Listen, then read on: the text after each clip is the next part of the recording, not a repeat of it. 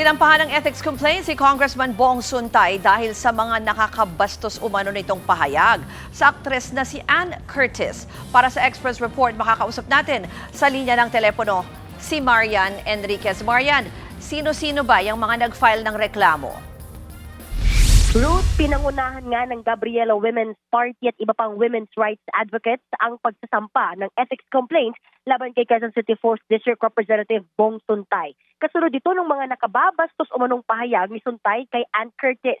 Nagtungo ang mga grupo sa Batasang Pambansa kaninang umaga para formal na ihain ang reklamo laban sa kongresista. Sinamahan sila ni Gabriela Party List Representative Sara Elago. Git ni dating Gabriela Representative Liza Maza, walang lugar ang mga aniyay sexist at macho statements na binanggit ni Suntay sa aktres na si Ann Curtis, lalo't isa siyang public official. Dapat aniya patawan ng Kamara ng disciplinary action o parusa si Suntay. At kahit pa nagsorry na ang kongresista, mukhang hindi naman daw ito sincero at hindi binawi ang kanyang pahayag. Narito po ang kanyang paliwanag. So pagpapakita lang ito ng kanyang attitude, yung pagtingin niya talaga sa kababaihan, na habang nagsasalita siya, lalong nabubulgar kung gaano siya kamacho.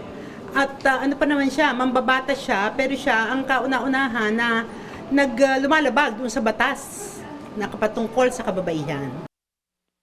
Ruth, nang matanong kung ano ang tingin nilang tapat na parusa kay Suntay, ayon kay Maza, pwede raw suspendihin si Suntay o kaya pagmultahin o mag-community service gaya ng mga gawaing bahay na karaniwan umanong ginagawa ng mga kababaihan. Yan ay para maramdaman aniya ng kongresista ang mga paghihirap ng mga babae na dapat ay nirirespeto lalo ng isang mambabatas.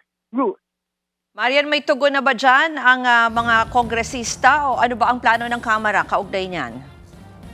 Ruth, na una ng mga nag-privilege speech si House Committee on Women and Gender Equality Chairperson Ann Matibag sa plenaryo kagabi. Kinondena niya yung mga lewd remarks ni Suntay.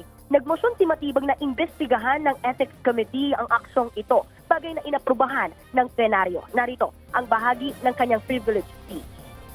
Hayaan po nating maging malinaw. Ang babae ay hindi biro, hindi rin siya pantasya, at ang dignidad ng kababaihan ay hindi kailanman dapat maging katatawanan sa loob ng Kongreso.